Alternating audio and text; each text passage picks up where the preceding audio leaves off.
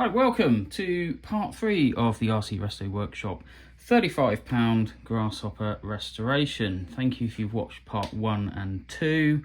I will try and put links to those in this description of this video. If I don't, I apologise, and they are on the channel. Just look up the playlist for the Grasshopper wreck restoration. Right, today's part 3, and we're going to be looking at two things. One is electrics, and I have done a bit already, which I'll talk you through. And the other one is the bit everyone seems to dread with these cars because they're horrible to put together, wheels. And these wheels are decidedly worse for wear.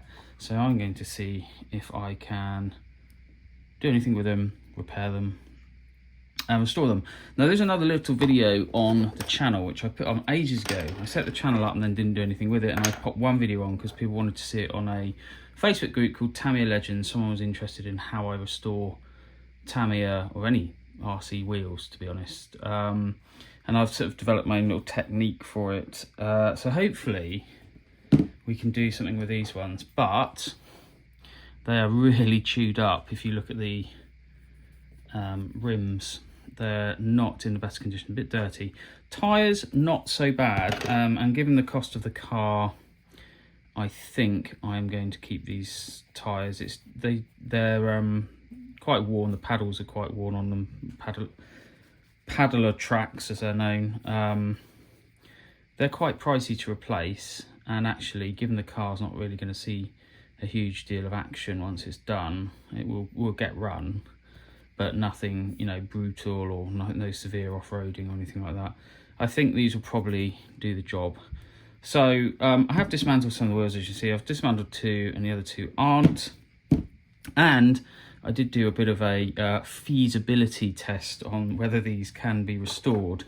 And this is what I've ended up with so far. There's a little bit of work to do. You can probably just see some imperfections on here, but the big thing I've done is actually redone the rim. When I say redone, if you look on this one, there's a small lip, and this one there isn't, and I've taken that lip away. So I've actually removed the lip because they're just so far gone, it would just be a waste of time trying to restore them. So actually with these, because they're effectively like a beadlock arrangement, 3-piece, so they go together. This is a rear one, back, and then wherever the front is, that's a front dish for a rear wheel, and then you line them up and bolt them together. And this effectively works a bit like a beadlock, so you don't need that. That rim is purely decorative, it's superfluous, it's not needed, and the tyre will hold on fine without it. And actually it actually cleans the look of the wheel up a little bit, I think. So I'll take you through what I do. It's very similar to the other video, slight differences on this one, and I've just ground that off, and there's a bit of cleaning up to do. I don't want to have to paint them, so they won't be perfect. There will be some marks and bits and pieces on them. If they're really not good enough and the whole car looks brilliant apart from the wheels when I'm done, then I may buy a new set, because the wheels are actually very cheap. They're about £5 for a set of fronts and rears, so about £10 all in all. I guess if you're American, that would be around below $15 for 2 sets of wheels, and then like I said, the tyres are probably passable. So if this really doesn't work out, I can just buy a new set of wheels. But given the cost of the car and given the fact I like to try and fix things, I thought I'd give it a go. So there's no harm in giving it a go. So I will take you through that. There's a couple of things you need. You need a drill if you're going to do it like I do. You need some sandpaper or emery paper, and some wet and dry paper, so some fine grit stuff, which I'll go through when we get that part of the video. A craft blade or a knife blade is useful as well. Not essential, but useful. And maybe a file if they're really badly damaged. Then you want a small sort of modelling file, a bit like that, so you can do a bit of work on them. Now the other thing you need for these wheels, for part of my process, is I've got a simple nut and bolt arrangement with a washer, and I've actually, this is the important piece, this is just to centre it when I do the work, and I've actually ground a lip in here, which is roughly the same size as the centre of the wheel. So when it bolts in, it actually goes in that way, depending on what way round you're doing it. It just helps me centre that on the bolt so it stays centred on the drill. But I'll talk you through that when we do it. To make a bolt like this, just get a bolt, get a modelling file and just file a notch into it. It's a very small notch, it doesn't need to be extreme, it just holds them in place. That's the wheels, so we'll have a look at those. We'll do that in my kitchen, not up here I think, because I've got a few other bits and pieces downstairs that I use, so we'll take the camera downstairs. The car itself, where do we get to? Quick update. It's looking really good actually. The bodywork still needs some work, obviously. You can see I've been doing a bit more tidying up on that. I've also made some adjustments inside to allow it to fit. If you see there, that's been taken away at the bottom there. I'll try and hold the camera and show you at the same time. So here has been ground away because it was just fouling on the chassis a little bit. Okay, so now it's time to look at the electrics on the Grasshopper, and I have done a bit already, so apologies for that, but I will just talk you through what I've done. I need to fit the servo, so we'll go over that, but so far, if I just grab the camera, here is what we've got so far. So we've fitted the speed controller. This is the TBLE 02S made by Tamiya. It's a brushless or brushed speed controller. In this case, it's going to be brushed because we've got the 380 type motor fitted, and that's now in.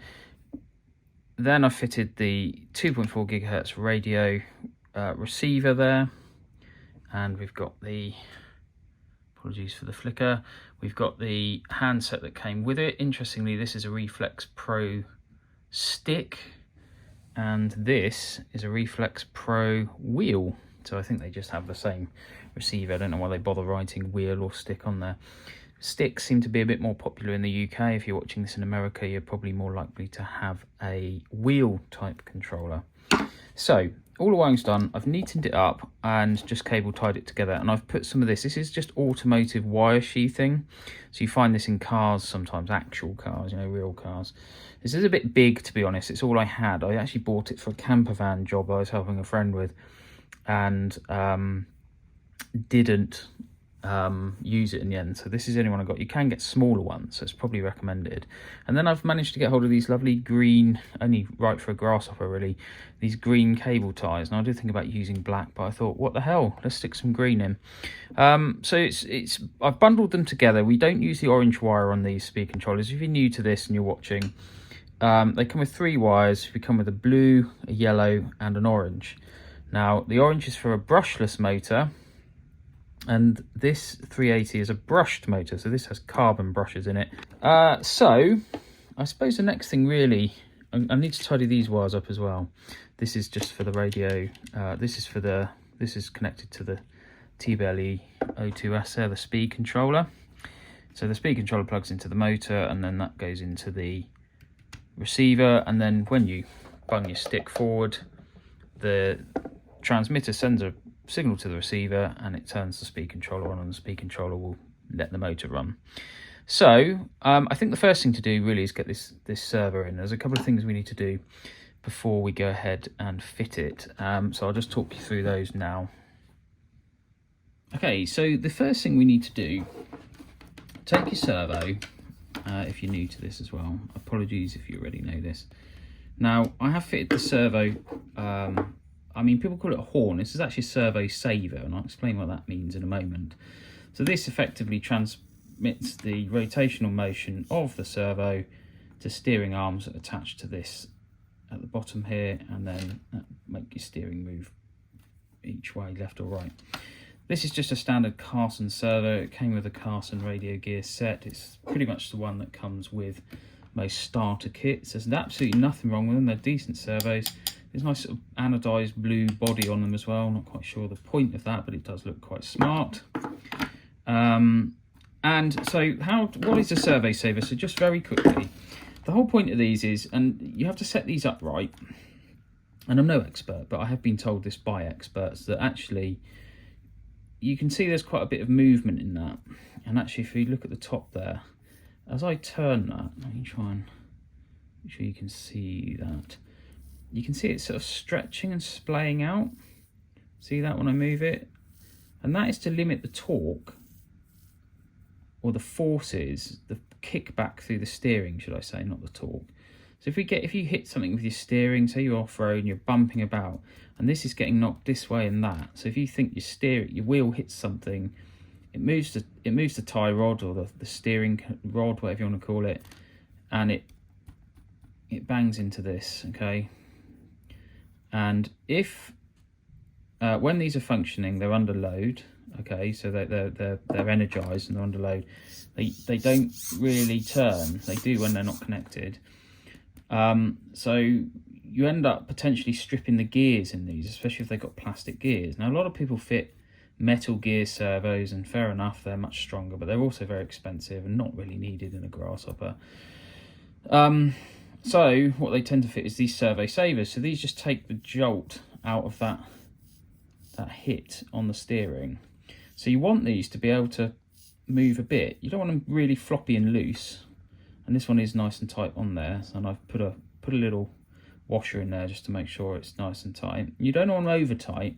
And also what you might find is the mouldings on these are a bit crap. So when you cut them out of the spruce, or whatever you want to call them, you might find the mouldings a bit crap. So all I've done is cleaned the surfaces up on there so it's nice and smooth, so it moves nice and freely, and it has that slight springing action, but there's no real play in it unless you really push it. So that's how you want to set them up. Just a tip on those, you've got to have a servo saver really, because it will end up damaging your car if not. Now the next thing I need to do is fit this in, and we need the little blocks, little mounting blocks that you fit. There's one, and there's another. Now sometimes these come with sort of weird little rubber mounts. I don't really see the point of those, if I'm honest, and I'm not going to fit them in this circumstance. If you know otherwise, please do tell me, because I'd love to know. I think they're just Tamiya self tappers, and I think there's probably a couple of washers somewhere, which I will find. So let's just mount these on. I will just double check that they don't have washers, and we'll get that fitted. And if they do have washers, I will find a couple of washers, because I haven't got any in the pot that I've got here. And as if by magic, 4 3mm washers have magically appeared. I did resort to the instructions though. I did actually just check to see if there were supposed to be washers. I knew you'd have washers underneath the chassis, but I didn't know if these posts actually mounted with washers. But with the standard self tappers and the washers, I'm just going to screw these on with a washer. Sorry about the washer's colours, all different colours, it's slightly odd. It's just what I had lying around. It's something I'm really running out of for some reason. I used a lot in my Toyota Hilux build, and if you're interested in that car, you can have a look at that on it's on one of the videos that I've put on the channel already, around where it shows the collection. But I will be doing some actual videos on it as well. I'm just going to line them up. I'm just squeezing on that to bring it into the centre there. And I'm just going to nip that up, not too tight, just nice and straight. And then I'm just going to pop the other one on the other side. They do have these notches. Now I'm not sure if these fit other servos. Funny enough, I have got another servo kicking about here. No, so actually if I look at this servo, this is an old ACOMS Techniplus T2M AS12. I don't know what this came in, one of my cars. These actually have a smooth underside, and these ones actually have a can't really see on the camera now. They have a little notch cut out of them. Oh, come on. Anyway, take my word for it, there's a notch in here. Now actually you can't fit this way around with this notch here, because that's too deep and there's too much movement on there. I don't think that's really not how it's supposed to go. It does look like someone's had a go at doing it that way. Well, I'm going to put it this way. Don't care what anyone else says. I'm going to grab one of my 3mm washers.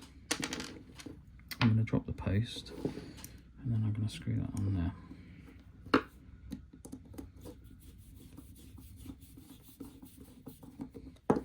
Again, I'm just going to centre that, tighten it up with the washer, not over tighten it, just nip it up. Not happy with that, we can do that again. If you're not happy, do it again. There we go, that feels better. So there we go. Now there is one more step we need to take before we go ahead and fit this servo. Okay, so this is an important step to do before you fit the servo. I'm sure it says it in the instructions, I haven't looked. This is my testing pack. Remember these? The old RC 1400 SP Tamiya racing packs? Really brilliant batteries as it goes. And this one, ancient, but still charges up. I don't really run cars with this. I just use it for setup. I'm just going to plug this in. It's already switched on. You can hear it beeping, and that's because I haven't got the controller switched on. Transmitter. Turn the transmitter on. And, in theory, this is all plugged in. The Grasshopper should run for the first time since I've rebuilt it. Will it run? There you go. Okay. I think this battery hasn't got any charge in it. Let me swap it for another one. Let's try this one. There we go. So the Grasshopper, there it is. It's running with its 380 motor. Let's check reverse.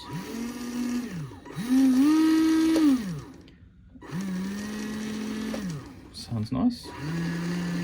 Diff doesn't sound too notchy, that's good. Okay, right, this is what you need to do. First thing is check you're putting it in the right way around. White wire is facing inwards on this one, and make sure your negative and positive are going in the right terminals.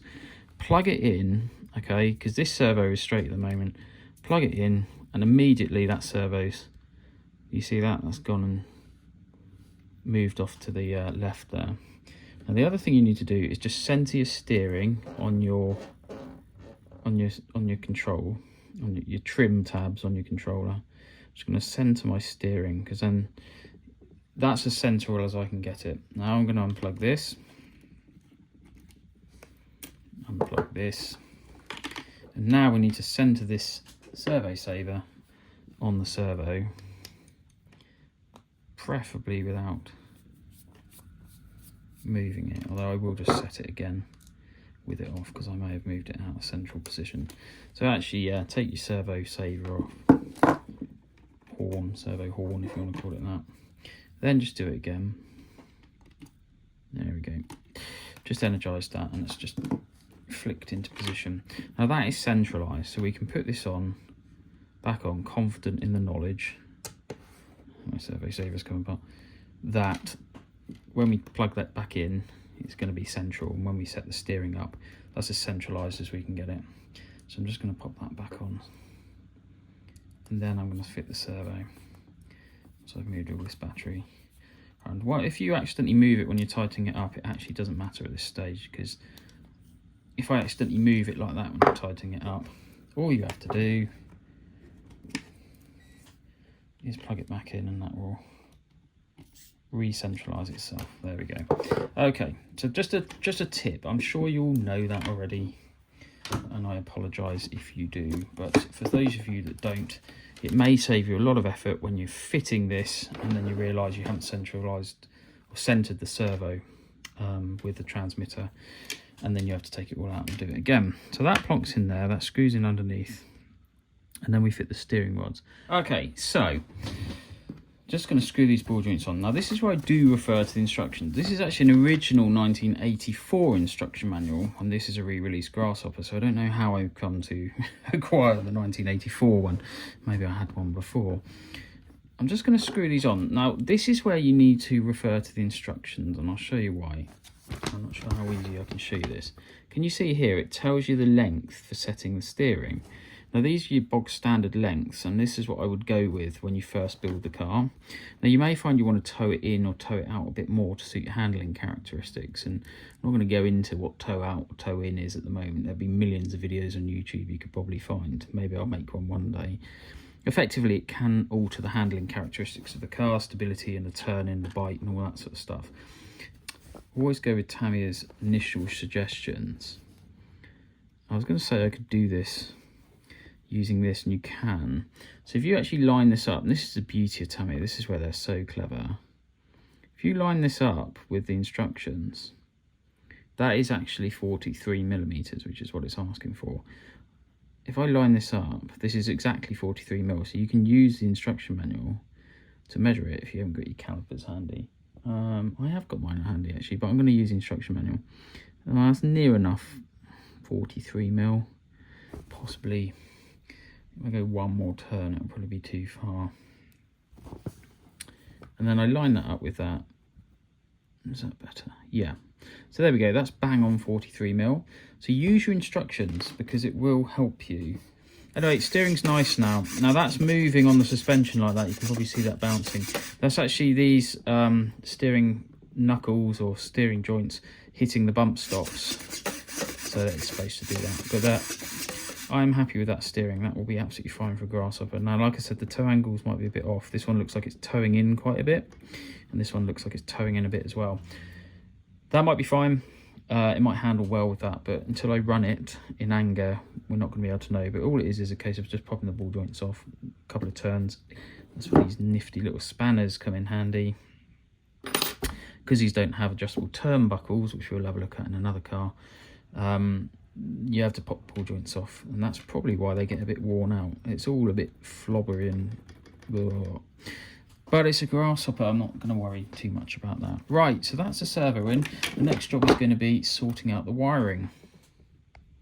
Okay, so the final two wires that need to go into this thing are these ones that go from the servo and speed controller into the receiver.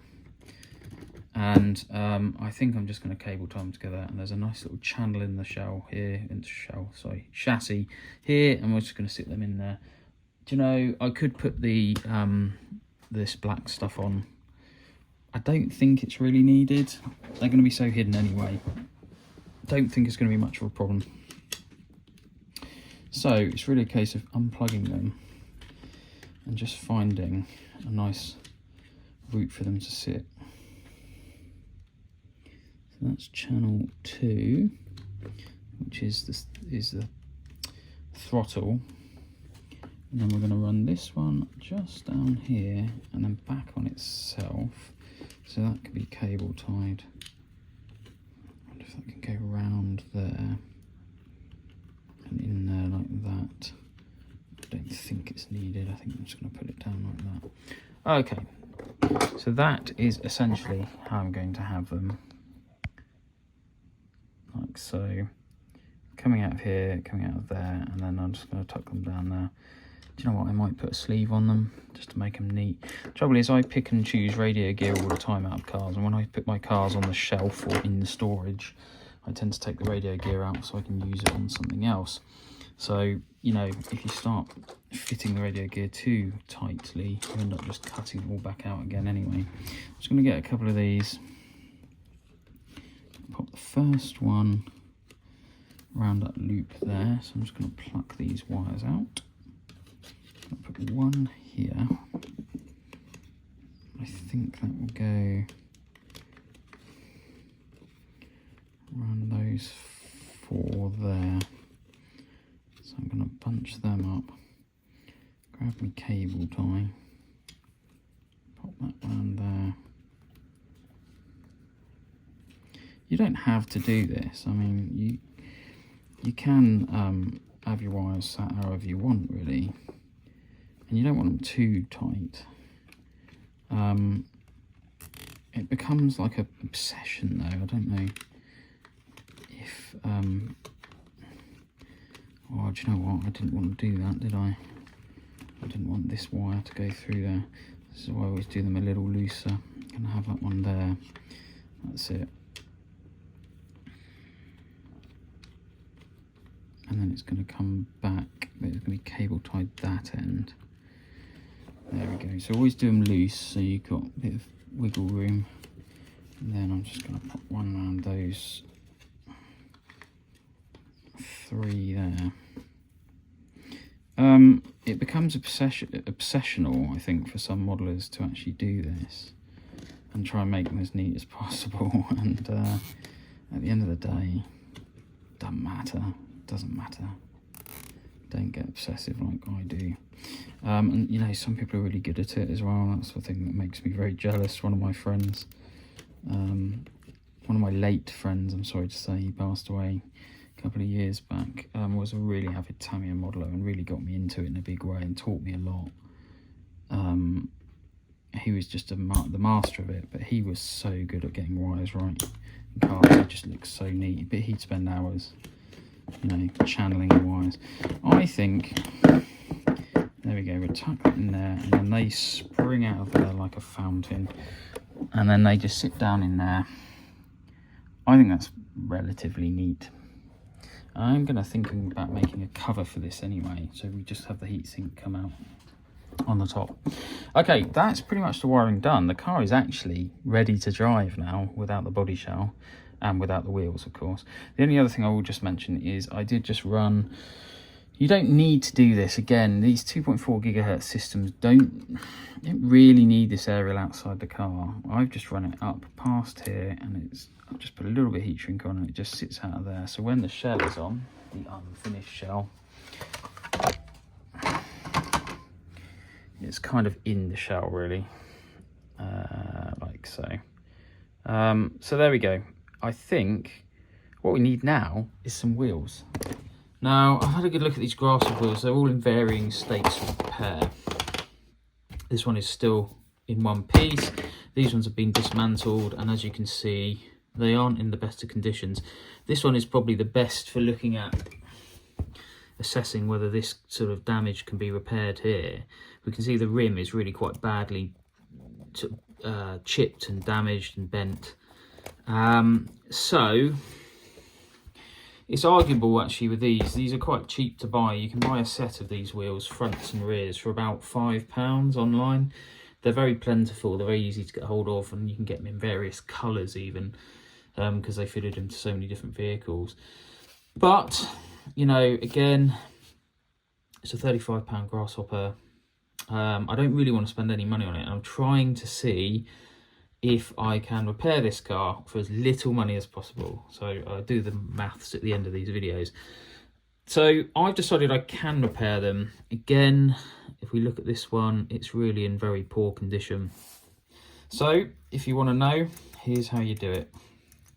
Now, I'm not going to go mental with this video in terms of going through the process, because I will rush through it, because there is another video on the channel. It's the first video I ever made for this channel, and did a similar sort of thing with a touring car wheel, and the process is pretty much the same. What you need, if you want to do this, if you want to have a go at this, obviously they need a good clean. You can just see how filthy these are. So the first job is to clean them. I'll do that off camera. You don't want to watch me clean wheels. That's just about as boring as it gets. I'm just going to very carefully pop these bearings out. Don't force them out, because you can end up damaging the races. If they don't come out willingly, like these ones are, because they're quite wheelie, don't just prod a screwdriver in like I did. That's a bad way of doing it. You can actually damage the bearings, but they've popped out very easily. So, work to do. I'm going to cut all these little knurls off here. I know you don't need to, but they just annoy me. I clean all these mould lines up. Going to give it all a good wash. And then we get down to the nitty gritty of repairing this rim. Now, okay, so pop that through there, centralise it, washer on the other side, tighten the nut up. It needs to be relatively tight, but don't damage the plastic. Just going to tighten that up. Finger tight's fine. It's just to stop it spinning on the nut when you're repairing it. So centre it up, tighten it up, finger tight, and there we've got it. It's like effectively like being able, you know, like a tool for a lathe, shall we say. Next, you need one of these. I don't know if I can get that in the camera. Other brands are available. And I'm just going to whiz this open, pop the wheel in, the rim, so tighten it up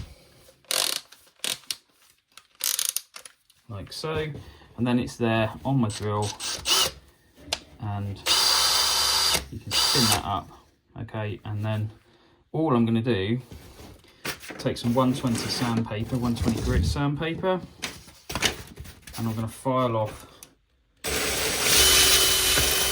that. Didn't go well. I'm going to file off, should have tightened that up a little bit more, file off that rim that's loose there. And actually, if you do what I've just done there, you're actually pushing too hard on the rim. So just go easy on them. I'm just going to take all this off, just using this 120 bit sandpaper.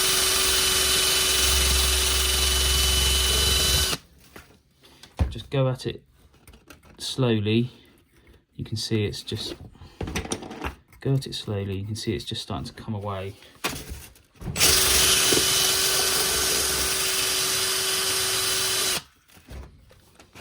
I tend to do it that way round on the floor like that to keep it even. You could just hold the paper onto it like that. And what you'll end up with is a lot of additional sort of plastic shavings. And what you can do, if you're careful, is get a craft knife and just spin it off like that.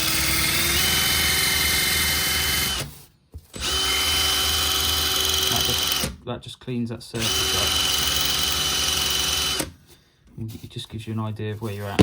There's still some more to take off there, so I'm just going to give that another going over. He says I'm doing it. Maybe you should do this a bit tighter than finger tight.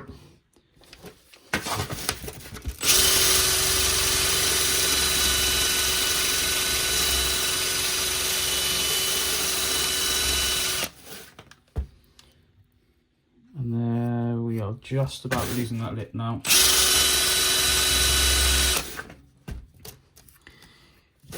Just about lost that lip now. And you can see all this on the edge, this swarf. Spin it up. Carefully run that craft knife over it. And that takes all that off. Now we're in a position where we can start to clean up. I haven't washed this yet, there's no point until you've done this.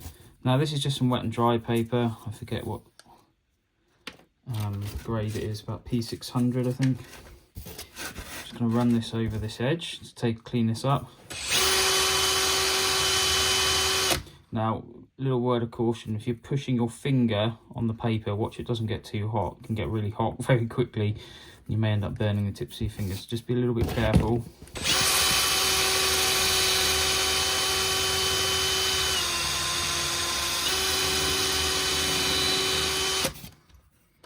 And we can see already that is looking much cleaner. Still a bit of work to do, a bit of tidying up to do. There's still a little bit of a lip on this. If you get a really bad lip, you can either use a file like this, or you can use some thicker grit paper, heavier grit paper.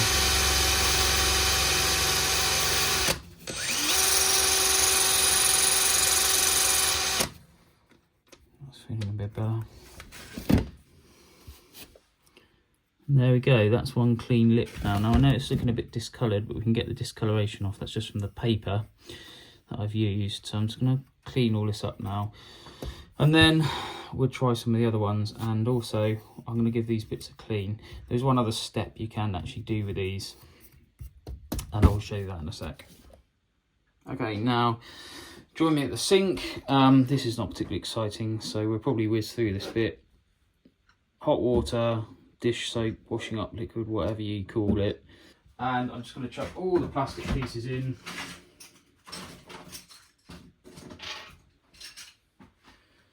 So give them a good soak, and I'm going to leave this one on here just to show you another way of cleaning. Now the other thing I've got hold of here, which is useful, again I don't know what brands are available, this is as it boldly titles, the Miracle Cleaning Paste.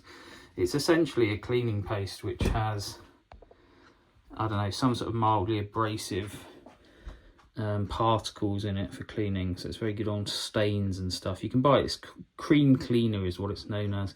If you buy it in a bottle, which I have somewhere, I thought I had one to hand, I think it's called cream cleaner. You can buy cheap versions. I think the branded version in this country tends to be called Sif. No idea why, and other brands of course are available.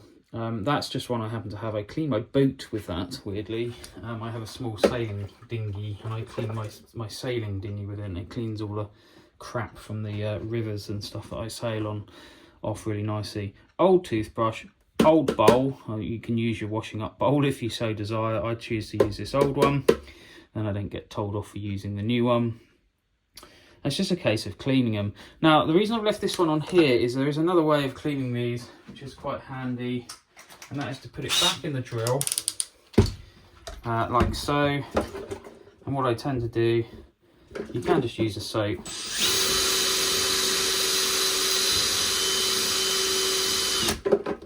And give it a good clean with the toothbrush. Maybe it goes blue weirdly, must be off the brush. And that's quite an effective way of cleaning them, if you're lazy. Now, what you can also do is get a dollop of this abrasive paste and do the drill a bit slower, it'll flick everywhere. But you can just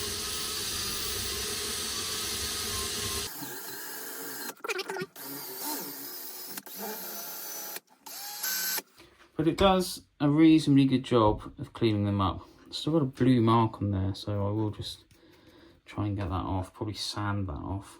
But that's looking fairly clean. So I'm going to go ahead and clean all these bits. There's no art to it, and I'm sure there's different techniques.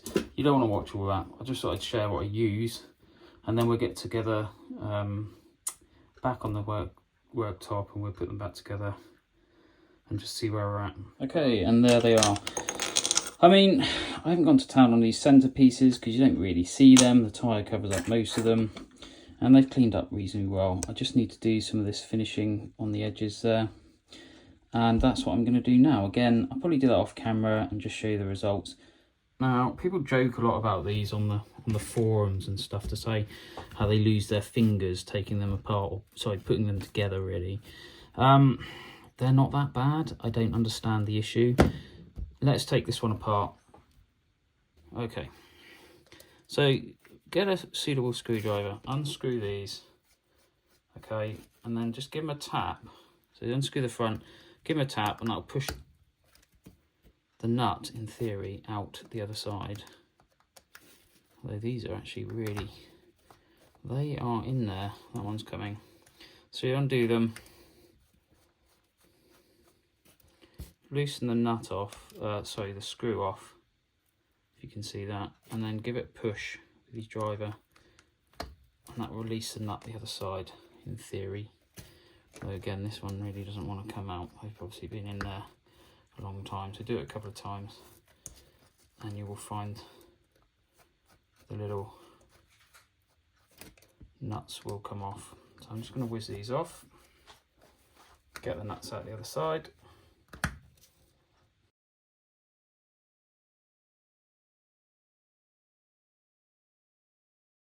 Start to push this wheel apart.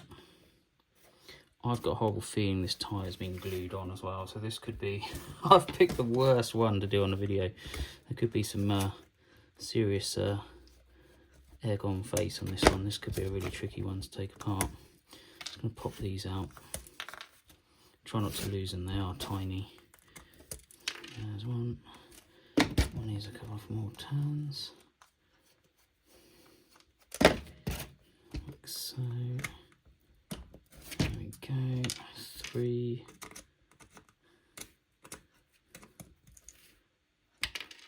Just count them in. 1, 2, 3, 4, 5. And then get something small. Poke the screws through the other side. Like so. And put them somewhere safe. Or leave them lying around like I do and then lose them. Now in theory, this wheel should now come apart. Just going to help it with the aid of a flat-headed screwdriver. Very gently, just pop that off. Pull these out. Like so. Same for the back. The back really is messy on this one. I think that's been glued up. I think that's had some glue on it. There it goes. Definitely looks like it's had glue on it. You can see where bits of the tyre have been left on the rim. So just go easy on them, take your time, pop them out. And they're a bit everyone seems to hate. Now I find they're harder to get out than they are to put in, although everyone seems to moan about putting them in. There is a technique for putting them in, and Tamiya will show you that in the instructions, and it's to put them in sideways, but actually to get them out you really have to work these tyres quite hard to spin these round in them. Try and rotate it around like that. Then I'm going to push down on the other side. It's going to flip round in the tyre. You can see, just work at it, go easy on it. And I'm turning it around like that within the tyre. And then I'm going to sort of ease it out. It's like delivering a baby. Now you could put some washing up liquid or something on it just to help it out. You really need to. They normally just come out. He says famously, as this one really doesn't want to come out. And then just push it out and ease it out. There we go. And that's out. And really, fitting them back in is the reverse of taking them out. Now, these rear ones are much harder. But you essentially just fit the wheel in this way, slide it in there. I will do it again. I don't really want to take it out, but I will do it again. So you just manhandle that in like that. So it's in there like that. Then just rotate it around. Now, how hard is that? I don't understand why people have such an issue with them. They're really not that difficult. They're not the easiest tyres in the world to put on, but that, it took me, what, 5 seconds just to put that in? A lot easier than taking them out, I will say that. He says, and he now has to take this one out. So that's how you take a wheel apart. I'm going to take this out off camera. You don't want to hear me grunting and straining. But putting them together is actually really easy. So I've no idea why people have such an issue with them. Going to give these a clean, and then we're going to clean them up. I'll do all that off camera, and you will join me, hopefully, with some refurbished wheels. And there we have them. Now, I know they're not perfect, and these rear ones were particularly awful to clean up. Now, don't worry about crap like this as well, because remember, these sit in the middle of the wheels. So these I'm not so worried about. What I'm most worried about is these faces, and I think they've come up quite nicely. The rears I'm less bothered about. And weirdly, this one was absolutely immaculate, so I haven't even bothered taking the lip off, so I know they don't look quite the same anymore. But I don't care on a car that costs £35. If you really care that much about stuff like this, then you need to buy a new set of wheels, essentially, unless they're wheels you can't get hold of, in which case I might spend a lot more time sorting them out. But for the sake of £10, if you're really going to get upset about very minor, you know, little discrepancies in the wheels, then by all means buy a new set. The bits I wanted to make look good were these bits, and I think it's fair to say they look good. So I'm going to put these back together. I'm not going to show you how. We've already gone through putting the tyres in. It's really not that tricky. And that is it. Then the chassis really is ready for its first test run. And then all that remains is the body. But let's get these back together and get them on the car and see how they look. And with the wheels and tyres refitted, the chassis, at least for the RC Resto Workshop, £35 Grasshopper wreck is finished. And I've got to say, I am so pleased with this one. It just is turned out so much better than I ever thought it would. It looks clean, it looks fairly new, and whilst it's not perfect, there are still imperfections here and there. This is one that I really like. I was actually thinking of giving this car away. If I got enough subscribers on the channel to celebrate, I was going to give a car away, and it was going to be this one. But you know what? I've enjoyed doing this one so much. I never thought I would with a Grasshopper. I always thought they were just such an inferior car. But this one has just turned out so lovely. I'm going to, at least for a while, keep it and enjoy it. So that is it really for part 3. The last thing we need to do with this car, a couple of finishing touches. I got a couple of nice old stickers that I found in one of my boxes there, which I'll shove on. And let me know if you like the tyre paint, you know, the picked out tyres, the Sand Tyres Unlimited. If you prefer that to the stock standard black tyres, let me know and I'll do the other side. I can always take it off. I only did it with a Sharpie because I'm a cheapskate. They will just come off with a bit of alcohol, a bit of isopropyl alcohol. So that's it. Now, like I said, all that remains is to finish this body, which is nearly done, and to paint it. And you can join me in part 4 for that. I've waited until part 4 to paint it because I'm going to be honest with you and say it's one of my many faults. I'm not very good at painting these models. Not sure on colour schemes yet. I've been mulling that over for a long time, but I think it's going to be green and bright yellow, but I'm not sure yet. Let me know in the comments if you think of a better colour scheme. But yeah, join me in part 4 where I'm going to ruin this body that I've spent hours repairing with some paint. But thank you so much for watching. It's very much appreciated, and thank you to all my new subscribers. It really is appreciated. I'm glad you like these videos, or I hope you like these videos. Stay tuned, there's lots more. I apologise for the slowness of me getting these videos out. I've got so much on my plate at the moment, as I said, I think in another part, one of my other videos. I've actually got a lot of other stuff on at the moment, so these videos have to take a bit of a back seat, but I will, whenever I get a chance, I will chip away at them and put some more up for you. So all that remains for me to say is thanks so much for watching. If you do like this, do subscribe, do comment, and I'll catch you on part 4 of the £35 RC Resto Workshop Grasshopper wreck repair. See you next time.